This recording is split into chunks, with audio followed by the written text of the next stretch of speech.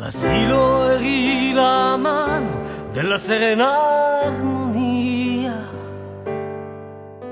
che stabiliva la quiete della pausa di un percorso.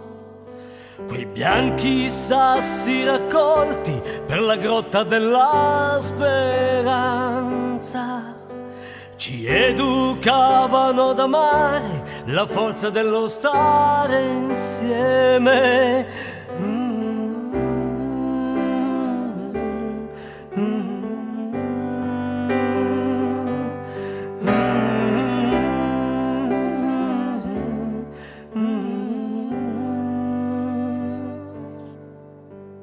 Vivere la dimensione di una favola fanciulla, dove ogni sapore ricorda momenti di gioia. Il tepore della tua mano mi tranquillizzava, animando un timido sorriso. Sei viva tu, con un tempo mai passato. Sei gioia tu, per il figlio che hai creato. Sei mamma tu, di carezze naturali. Sei il sogno tu, di un tempo che ha le ali.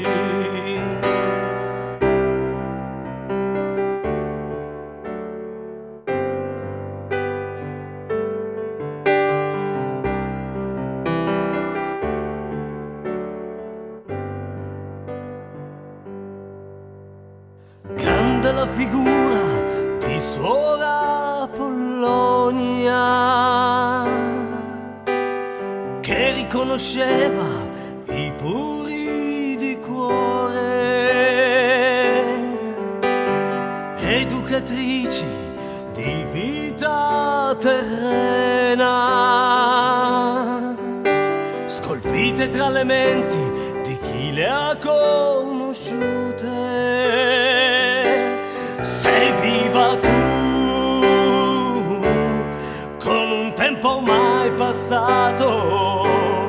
Sei gioia tu, per il figlio che hai creato. Sei mamma tu, di carezze naturali. Sei sogno tu, di un tempo che ha le ali.